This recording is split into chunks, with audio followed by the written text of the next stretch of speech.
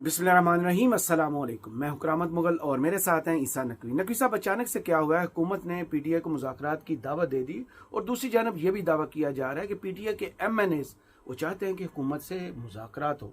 क्या वाकई को बामानी मुज़ाकरात होने जा रहे हैं? देखिए, मेरा ख्याल है कि ये कि कौन मुज़ाकरात के लिए पहल कर रहा है या ऑफर कर रहा है, ये आजकल पाकिस्तान की सियासत में जो है ना, वो स्ट्रेंथ या वीकनेस, ताकत या कमज़ोरी जांचने का पैमाना बन गया। कि अगर तो देखें, हुकूमत कह रही है मुज़ाकरात करने, तो इसका मतलब है कि हुकूमत अंडर प्रेशर है, हुकूमत वीक है, हुकूमत कमज़ोर है। और अगर तहरीक इंसाफ मुज़ाकरात का कह रही है, तो इसका मतलब है कि तहरीक इंसाफ घुटनों पे आ गई है, गिड़गिड़ा रही है, सरेंडर कर दिया है और लेट गई है, बैठ गई है। सही। लिहाजा ये सब कुछ हो रहा है। देखें, दोनों चीज़ें हैं। मैं आपको हैरान कुन तौर पर अगर ये कहूँ और ये बताऊँ कि बुध के रोज़, ये जो अभी गुजरा है ना, जी ये वेंसडे, जी। 2 दिन पहले कौमी असम्बली के इजलास में एक ऐसे वजीर जो अपने तुंदो तेज और इंतहाई सख्त बयानात, टू दी एक्सटेंट के जिनके ऊपर बीप लगानी पड़ती है जब वो तहरीक इंसाफ के या इमरान खान के मुतल्लिक गुफ्तगू करते हैं, कोट पैंट टाई पहना हुआ था उन्होंने, उस दिन भी उन्होंने बड़ी सख्त स्टेटमेंट दी थी। वो चलते हुए पीटीआई के एक मूछों वाले एमएनए के पास आए और आके उन्होंने कहा कि आप मेहरबानी करें, आप हमारे साथ बैठें, सही। रास्ता निकालें, हमें चीज़ों को हल करना है और बातचीत के लिए मेज़ आबाद की जाए। सही। लेकिन इस मैसेजिंग के पीछे ये फिर बड़ा तहरीक इंसाफ के अंदर भी, और जो जो लोग अब अप्रोच कर रहे हैं, और तहरीक इंसाफ की क्या पोजीशन है। मरी वाली मीटिंग के बाद जो मियां मोहम्मद नवाज शरीफ ने की ना, 2 मूव्स एक्सपेक्टेड थे। जी। दोनों मूव्स पे काम साइमल्टेनियसली शुरू हो गया। अब सबसे पहले तो देखें, इस बात को ज़रा डिटर्मिन कर लें और चेक कर लें कि क्या नून लीग के और तहरीक इंसाफ के दरमियान पीपल्स पार्टी फिर थोड़ा सा समझें कि सेफ उसके ऊपर खड़ी हुई है। लड़ाई उनकी भी है, तहरीक इंसाफ या तहरीक इंसाफ के लीडर्स या तहरीक इंसाफ के लोग उनको भी अपना बड़ा मुजरिम समझते हैं, लेकिन लड़ाई असल में नून लीग के साथ। पाकिस्तान की सियासत उस नहज पे है जहाँ पर बकौल राना सनाउल्लाह कि ये फिर कोई सियासी मसाबकत लेने का कोई कंपटीशन नहीं है, मुकाबला नहीं है, ये तो जंग है। और जंग में ये नहीं देखा जाता क्या कानूनी है, क्या गैर कानूनी, क्या आईनी है, क्या गैर आईनी, क्या इखलाकी है, क्या गैर इखलाकी। फिर तो जो हथियार उसके हाथ आएगा वो इस्तेमाल करेगा, जो हथियार हमारे हाथ आएगा हम इस्तेमाल करेंगे, और ये किया गया है सही। प्रैक्टिकली। तो ये अचानक से बेवक्त की रागनी कहाँ से शुरू होगी, और एक ऐसा वक्त जब पाकिस्तान तहरीक इंसाफ के एमएनएज एक के बाद एक 9 मई के केसेस में सजा याफ्ता होकर डिस्क्वालीफाई हो रहे हैं, उनके नोटिफिकेशंस आ रहे हैं, और 26 नवंबर के जो केसेस हैं उसमें मैं आपको ये अभी प्रेडिक्ट कर रहा हूँ कि नंबर ऑफ पार्लियामेंटेरियंस जी। जो नज़र आता है कि जिनको डिस्क्वालीफाई या सज़ा हो जाएगी और सज़ा के नतीजे में डिस्क्वालिफिकेशन की तरफ मामला चला जाएगा, वो इक्वली उतना है। और 9 मई के केसेस के मुकाबले में जो प्रोसिक्यूशन है उसका 26 नवंबर के हवाले से केसेस ज़्यादा मजबूत है। अच्छा। जो उसमें चीज़ें रखी गई हैं, जो चीज़ें लगाई गई हैं, बयानिए और सारी चीज़ें अलग रख के जो case before a court of law जब उसको फाइट किया जाता है, उसमें प्रोसिक्यूशन कितनी तैयारी और कितनी मजबूती के साथ आई है। जब आप 9 मई के केसेस और 26 नवंबर के केसेस को कंपेयर करेंगे तो 9 मई के केसेस में तो आपको लगेगा कि प्रोसिक्यूशन की तैयारी कोई नहीं थी। 26 नवंबर में वो गलतियां जो 9 मई के केसेस बनाते हुए, जिन पे जुल्म हुआ वो जो है मजाक कटहरे में होंगे। जो मजाक नहीं, उसकी वजह है। देखें, you have to understand this. अभी अगर ये चीज़ें चलनी है, तहरीक इंसाफ का एक इस्तगासा है, और उस इस्तगासा में नॉमिनेटेड कौन लोग हैं? वजीर दाखिला मोहसिन नकवी और वजीर आजम पाकिस्तान, 302 की FIR जी। तो आपका क्या ख्याल है कि अगर इसमें तहरीक इंसाफ के लोगों को अभी नहीं होंगी सजाएं और ये मामला उस तरफ नहीं जाएगा और कल को हालात कुछ तब्दील हो जाते हैं, तो कौन से 2 लोग हैं जिनके ऊपर सबसे मेन मामला आएगा? मोहसिन नकवी साहब पे और वज़ीर आज़म पे। तो ये एक बड़ा पोटेंट थ्रेट मौजूद है। लेकिन आप अंदाज़ा लगाएं कि जब एक ऐसी स्टेज आ गई कि जहाँ पर अभी तो बातें चल रही थी कि हम गंडापुर की हुकूमत भी गिरा देंगे, सही। यानी आप तहरीक इंसाफ को स्पेस देने के लिए क्यों कर राजी होते हुए नजर आ रहे हैं? हुकूमत कह रही है कि मई के महीने में ऑपरेशन बुनियानुम मरसूस मार्का हक कामयाबी के बाद मकबूल भी हम है और कबूल भी हम है, यानी कबूलियत भी हमारी है, मकबूलियत भी हमारी है।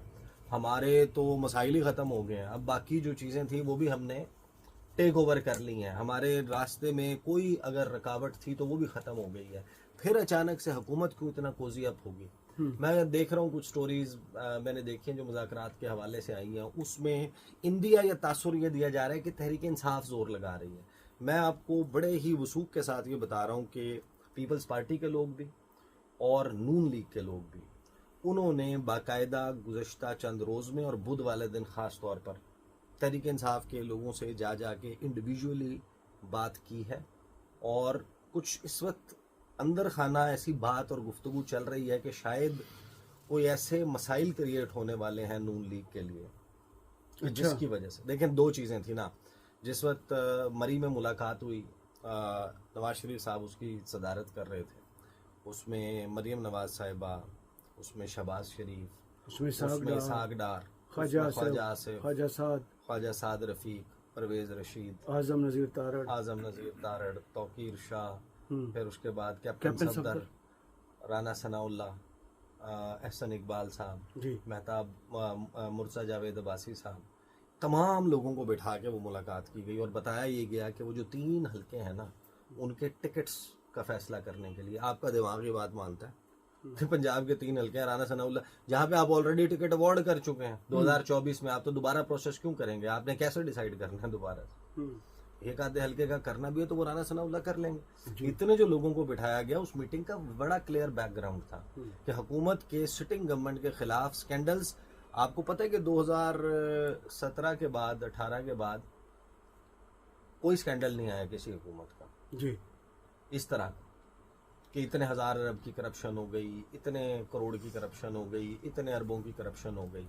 ये जो करप्शन की खबरें और ये सारा कुछ आने लगा था तो एक वाज़ेह चीज़ नज़र आ रही थी कि जैसे शायद हुकूमत के ख़िलाफ़ कोई शिकंजा कसा जा रहा है, सही, या हुकूमत के लिए हालात जो हैं, अब वो उसके ऊपर थियरीज़ हैं। एक ये कि ये 27वीं आईनी तरमीम में 18वीं आईनी तरमीम की कुछ चीज़ें अंडू नहीं करना चाह रहे, या फिर रिपोर्टेडली कुछ गुफ्तगू जो किचन काबीना है शरीफ फैमिली की, या बिल्कुल जो फैमिली के क्लोज्ड सर्कल है, वहाँ पर कुछ ऐसी गुफ्तगू हुई है कुछ ऐसे मामलात पर जो नोटिफिकेशंस और उसकी चीज़ें तो सियासतदान करते हैं, लेकिन सियासतदानों की डोमेन में वो नहीं आता, वो उनके उसमें नहीं होता पाकिस्तान की सियासी ग्राउंड रियलिटीज़ में। तो वहाँ पर कुछ तबसरे फरमाए गए हैं। और एक इस वक्त जो इस वक्त शहर इक़्तिदार के बाखबर लोग हैं ना, वो कुछ ऐसा भी कह रहे हैं कि शायद कहीं पर कोई कोड वर्ड्स में बात भी हो रही थी। अच्छा, हाँ, किसी जगह पे कहीं कोड वर्ड्स में बात हो रही थी तो वो कोड डी कोड कर लिया गया, तो शायद इस वजह से। और ये मैं आपको थ्योरी नहीं सुना रहा, ये बाकायदा इस वक्त डिस्कस हो रहा है बड़े अहम, लेकिन अपोजिशन के सर्कल्स में, सही, मैं हुकूमती सर्कल्स की बात नहीं कर रहा, अपोजिशन के कुछ लोग ये दावा कर रहे हैं कोड वर्ड्स में कुछ बातें हो रही थी तो कोड तो डी कोड भी हो जाते हैं, तो वो डी कोड। अच्छा, उस मंजरनामे में मरी वाली मुलाकात हुई तो 2 चीज़ें एक्सपेक्टेड थी। देखें, हुकूमत के हवाले से, नून लीग के हवाले से मैं आपको बड़ी वाज़ेह तौर पर बता सकता हूँ कि जब भी मुश्किल वक्त आएगा ना, 2 चीज़ें आपको होती हुई नजर आएंगी, या कोई मुश्किल माहौल बनता हुआ नजर आएगा तो 2 चीज़ें आपको नजर आएंगी। एक साइन आपको ये आएगा कि फौरी तौर पर वो इस वक्त जो कुछ हो रहा है उसको ओनरशिप लेना शुरू कर देंगे, अवाम में जाने के लिए नहीं, उसकी ओनरशिप लेना शुरू कर देंगे। जिस तरह इनकार कर रहे थे नून लीग के अंदर लोग कि अभी जो चीजें हो रही है ना, बड़े मियाँ साहब उस पर नाराज जी, बड़े मियाँ साहब का फलां फैसले के ऊपर अप्रूवल नहीं था, फलां जो डिसीजन हुआ है ना उसके साथ मियाँ साहब नहीं खड़े, और अभी हर जगह मियाँ साहब की मोहर लगा देते।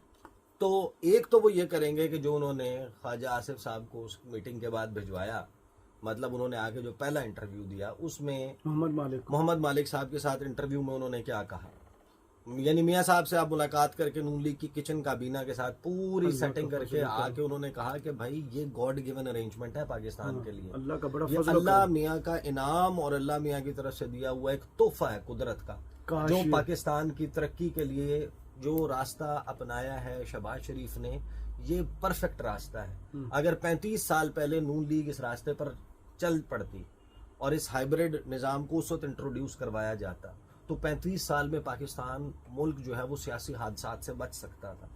और फिर उन्होंने साथ में इसको इंस्टीट्यूशनलाइज करने के हवाले से भी बात कर दी। ये वेरी मच एक्सपेक्टेड था कि हुकूमत की तरफ से ये पोस्चरिंग जो है वो ली जाएगी कि साढ़े ते शक ना करो कि ऐसी कोई अंदर खाना कोई शय कर रहे हैं। दूसरा ये था कि जब ज़ाहिर है कि हालात मामलात ख़राब होते हुए दिखाई देंगे तो वो पीटीआई के साथ मुज़ाकरात के मामले के ऊपर जाएगी कि अगर हम पीटीआई के साथ मुज़ाकरात पे जाएंगे तो वो इशारा उधर हो जाएगा। नहीं तो दोनों चीज़ें बाय डिज़ाइन जो है वो जी होती जी हैं। बिल्कुल। अब स्पीकर कौमी असम्बली दोबारा से कहते हैं कि आप बातचीत जो है वो उसका आगाज़ कर दें, कुछ मामलात जो है वो तय किए जाएं। भाई एक जमात जिसको आप not less than a terrorist organisation declare करते हैं, जिसमें पाबंदी की बात आप कर चुके हैं, बताता रहा ने प्रेस कॉन्फ्रेंस की थी पूरी। आप 14 अगस्त का वज़ीर दिफा ख्वाजा आसिफ का ट्वीट उठाकर देख लें, जो उन्होंने 14 अगस्त पे पीटीआई के हवाले से ट्वीट जी कल रात को जो किया था वो आप उठाकर देख लें, वो मुज़ाकरात वाला ट्वीट है। तो आप भाई 2 दिन पहले बिलावल भुट्टो भी जो कह चुके, जब आप उसको ये कहते हैं या बिलावल भुट्टो कहते हैं कि वो दहशतगर्द जमात है या नून लीग कहती है कि दहशतगर्द जमात है, तो दूसरी तरफ आपके स्पीकर कौमी असम्बली ये कहते हैं, वज़ीर आज़म वॉक करते हुए जाते हैं, जाकर बैरिस्टर गौहर से और असद कैसर से बात करते हैं और उनको कहते हैं कि मुज़ाकरात होने चाहिए। तो फिर आपने मुज़ाकरात किस चीज़ पे करने हैं? वज़ीर आज़म ने तमाम सियासी जमातों को इस्तेकाम पाकिस्तान के लिए दावत दी, थोड़ी हल्की दहशतगर्दी किया करें। क्या क्या कहते हैं? अच्छा, जो वजीर गए हैं ना, जो एक तो तारिक फजल चौधरी साहब कर रहे हैं ये सारा काम, टीवी पर बैठकर ये बयानियां भी बना, अदरवाइज भी बात कर रहे हैं वो उसके लिए। फिर राना सनाउल्लाह जो है वो मुज़ाकरात के हामी हो गए हैं, वो भी मुज़ाकरात के लिए अब डिफरेंट किस्म की टास्किंग है, यानी कि ख्वाजा आसिफ साहब जो है वो जिस लाइन पे लगे हुए हैं वो बैड कॉप उधर से, दूसरी तरफ एक रांझा राजी करने के लिए और कुछ लोग एक रांझा राजी करने के लिए, दोनों जो है ना वो बैलेंस बनाने के लिए जो है ना नून लीग ने लॉन्च किया। और ये हमने कहा था कि देखिए मरी वाली मीटिंग के बाद ये नहीं होगा कि आपको अंदर की खबरें सामने आएंगी, बल्कि ये लोग कुछ करते हुए नजर आएंगे। अच्छा, तो एक तरफ ख्वाजा आसिफ साहब कुछ कर रहे हैं और एक तरफ ये लोग। तो जो वजीर जिनकी मैं बात कर रहा हूँ ना, वो वजीर हैं जिनको ना जिद पे वजीर बनाया गया। उन्होंने वजीर नहीं बनना था, वो किसी और बंदे की जिद पे बनाए गए वजीर है। लागतबाजी हो जाती है ना, पंगा और फड्डा हो जाता है, तो आप कहते हैं कि अच्छा उस इलाके में इस बंदे का जो मेरी मुखालफत कर रहा है, इसका पार्टी के अंदर मुखालिफ कौन है, तो आप उसको उठा के जनाब कहते हैं कि इसको थोड़ा सा प्रमोट करो ताकि दूसरा बंदा हर्ट हो। तो वो जो वजीर बना है वो अपने ही इलाके के पीटीआई के एमएनए के पास गया और साइमल्टेनियसली 3-4 लोगों ने, ये मैं आपको बता रहा हूँ कि पीर से बुध के दौरान, पीर मंगल बुध, इन 3 दिन के दौरान पीटीआई के बहुत सारे एमएनए को अप्रोच किया गया। अब इसमें 2 चीज़ें हो सकती हैं। एक ये चीज़ है कि आपको या हुकूमत को लगता है कि अब हम उस पोजीशन ऑफ स्ट्रेंथ पर हैं जहां पर मुज़ाकरात का आउटकम हमारे फेवर में हो सकता है। सही, यानी कि तहरीक इंसाफ के अंदर अब ये माहौल है कि हम क्रश हो रहे हैं, तो अब इनको पूरा क्रश नहीं करना, असम्बली की लेजिटिमेसी भी बरकरार रखनी है, कुछ थोड़ा सा निज़ाम को आसरा और सांस बैलेंस भी देना, वो अपोजिशन की प्रेजेंस से मिलेगा। तो या तो हम वो ये देख रहे हैं कि शायद हम अब पोजीशन ऑफ स्ट्रेंथ पर आ गए हैं। ये जो अमेरिका की पॉलिसी थी अफगानिस्तान में कि हम पहले तालिबान को मारेंगे, क्रश करेंगे, इनके जितना डैमेज कर सकते हैं करेंगे, उसके बाद हम मुज़ाकरात की मेज़ पर बैठेंगे और मुज़ाकरात की मेज़ पे फिर हमारे टर्म्स के ऊपर एग्रीमेंट तय पा जाएगा। हुआ कुछ ऐसा ही, लेकिन वो तालिबान ने फिर कैसे वो टेक ओवर भी कर लिया जी, जो फॉल ऑफ काबुल है, क्योंकि वो उनको लगा ये था कि शायद 2-3 साल निकाल जाएंगी जो हमने अशरफ गनी और इनके पीछे वही दिन है 15 अगस्त। तो अब सूरत हाल जो है वो एक ये पॉसिबिलिटी हो सकती है। दूसरी पॉसिबिलिटी ये है कि वो जो वजीर और ये लोग जाकर इंडिविजुअली पीटीआई के लोगों को अप्रोच कर रहे हैं कि या तो आपको खैबर पख्तूनख्वा में, बलूचिस्तान में जिस सूरत हाल का सामना है, उसके लिए एक लेजिटिमेट स्पेस पीटीआई को आपको लग रहा है कि देनी पड़ेगी, जिसके इम्कान कम है। यानी कि यहाँ पर फैसले जो है वो इस बुनियाद पर नहीं हो रहे कि इस वक्त इस इलाके को या इस मुल्क को या फलां जगह को क्या सूट करता है, सबकी अपनी अपनी पॉलिटिक्स के मामले में डिसीजन हो रहे। तीसरी इसमें पॉसिबिलिटी ये है कि जो अमेरिका के साथ मामलात होने हैं माइनिंग के शोबे में, जो तेल वाले मामले में, शेल और एक्सप्लोरेशन और इस सारे मामले में, उसकी वजह से आपको लगता ये है कि शायद तहरीक इंसाफ जो है उसको एक ब्रीदिंग स्पेस, और जहां इनकी एक्चुअल इतनी बड़ी सपोर्ट बेस है वहां पर बिल्कुल ही निगलेक्ट करके, कॉर्नर करके वो कर दिया जाए। तीसरा मामला ये हो सकता है कि जो 2 अगस्त को इमरान खान ने ट्वीट किया था ना कि हम ज़िमनी इंतखाबात में हिस्सा नहीं लेंगे, तो पीटीआई के लोग बहुत हद तक कन्विंस हैं कि अगर हमारे लोग और इसी तरीके से नाअहल होते हैं और उनकी जगह ज़िमनी इंतखाबात करने की कोशिश की जाती है, तो इमरान खान का पहला स्टेप ये होगा कि फौरी तौर पर कायमा कमेटियों से इस्तीफे दे दिए जाएं, फौरी तौर पर तमाम कायमा कमेटियों की मेंबरशिप से इस्तीफे दे दिए जाएं, चेयरमैनियाँ छोड़ दी जाएं और अगले स्टेप में कौमी असम्बली छोड़ दी जाए। सही। अब कौमी असम्बली छोड़ने का मतलब क्या है? 70 हलकों का कम अज कम 70 हलकों का इलेक्शन। 70 इलेक्शन का मतलब क्या है? वो जनरल इलेक्शन ही बन गया ना फिर तो, क्योंकि नीचे फिर जो सूबाई असम्बली के हलके हैं, खैबर पख्तूनख्वा तो नहीं छोड़ेंगे जी, पूरे का पूरे पंजाब में फिर आपको कितने हलकों में इलेक्शन में जाना पड़ेगा। तो शायद इसको अवर्ट करने के लिए किया जा रहा है। लेकिन इसमें देखें, तहरीक इंसाफ के लोगों ने कहा कि भाई हम ग्रुप्स हमेशा से हैं, 3 ग्रुप्स हैं तहरीक इंसाफ में, एक थोड़ा दरमियाने रास्ते वाला है, एक बहुत ही इस एक्सट्रीम पे, एक उस एक्सट्रीम पे। जब 26वीं आईनी तरमीम हो रही थी तो पीटीआई के एक बहुत ही अहम रहनुमा ने अपने मोबाइल फ़ोन के ऊपर मुझे अमेरिका बैठे हुए एक एमएनए का मैसेज दिखाया जो उनकी पार्टी से ही ताल्लुक़ रखते हैं, जो गिड़गिड़ा रहे थे कि अल्लाह का वास्ता है 26वीं आईनी तरमीम पे दरमियान का कोई अपना रास्ता, कोई कंसेंसस बना लो वरना हमारे लिए बड़ी मुश्किल हो जाएगी। तो एक तो वो लोग हैं जो वो साइड पर खड़े हैं, अगरचे वो भी तहरीक इंसाफ का हिस्सा है। फिर एक है वो दरमियानी और एक है कि जनाब एक्सट्रीम, हमने ऑल आउट जाना है, हमने निज़ाम का सर ले जाना है, हमने फला करना है, जो बेसिकली बिल्कुल उस एक्सट्रीम पे खड़े हैं। उन ग्रुप्स में कोई फ़र्क नहीं पड़ा।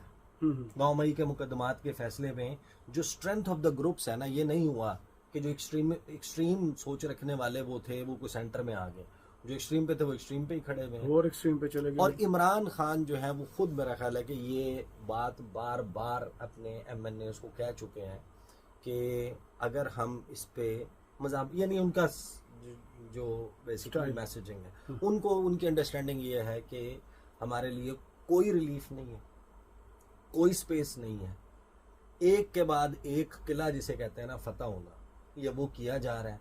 हम इस पे रेजिस्ट नहीं करेंगे तो ये हमें खा पी जाएगा। सही। अब क्वेश्चन हमारे सामने ये आ गया कि मैं तो आपको सोर्सेस की बुनियाद के ऊपर ये बात 100% यकीन के साथ कह सकता हूँ कि इस वक्त तहरीक इंसाफ के साथ मुज़ाकरात के लिए ज़ोर, यानी इस मुज़ाकरात के लिए ज़ोर तहरीक इंसाफ कम लगा रही, वो उतना ही है जितना पहले था। इनके एमएनएज़ में सिर्फ वही जो जिनको लगता है कि हमारे लिए मुश्किल हो जाएगी अगर मुज़ाकरात और मज़ीद हो जाएगी, और हो सकता है कि मेंबरशिप नेशनल असम्बली की से भी हाथ धोना पड़ जाए। एक वो ग्रुप है, वो ग्रुप वहीं पर मौजूद है। बाकी ज़्यादा ज़ोर जो मुज़ाकरात के लिए लगा रही है वो हुकूमत लगा रही है। अब या तो वो ये सेंस कर रहे हैं कि हमारे लिए मुश्किलात बढ़ने वाली हैं, हम कहने को तो कह रहे हैं कि माल का पता होता है ना क्या किया? कहने को तो कह रहे हैं कि पेज भी एक है, किताब भी एक है, लाइब्रेरी भी एक है, ये तो सब कुछ छोड़ें, हमारा तो छापा खाना भी एक है, हमारा प्रिंटिंग प्रेस भी एक है कि जहाँ से हमारे सफ़े जो हैं वो एक 1 पेज छप रहा है, वो भी एक है। लेकिन अंदर खाना कुछ तो ऐसा है ना कि आपको ये सब कुछ करना पड़ रहा है। मोहसिन नकवी की बातें भी चल रही हैं। अलबत्ता इस मुज़ाकरात ने अगर होना है और अगर कामयाब होना है तो इसका नेक्स्ट स्टॉप अडयाल है। तहरीक इंसाफ के लोगों ने इन कम्युनिकेशंस के दौरान जो उनके साथ पिछले 4 दिनों में 5 दिनों में की गई है कि बैठे बात करें इस पे, उन्होंने कहा भाईजान आप हमें रुजू तो दो रही आप हमें बिठाएं खान साहब के जी जी रुजू तो हमारे साथ आप मुज़ाकरात कामयाब करके क्या करेंगे? We are not PTI, Imran Khan is PTI. Absolutely. तो अगर वो इसको ओके कर देते हैं तो मुज़ाकरात होंगे और कामयाब भी हो जाएंगे, अदरवाइज नहीं होंगे। सही। लेकिन ये हैरान कुन था तहरीक इंसाफ के लिए, और वो ये समझने की कोशिश कर रहे हैं कि नून लीग को कौन सा गम है जो अंदर ही अंदर खाए जा रहा है, जो इनको चला के हमारे पास ला रहा है, जबकि हम इस वक्त पोजीशन ऑफ स्ट्रेंथ के एतबार से अपने लोएस्ट पे हैं। 3.5 साल की लड़ाई में हम लोएस्ट पे हैं, लेकिन हुकूमत हमारे पास आ रही है। सही। बहुत शुक्रिया ईसा नकवी आपके तजिया का। कमेंट्स बॉक्स में जरूर बताइए वीडियो आपको कैसी लगी। इजाजत दीजिए। अल्लाह हाफ़िज़।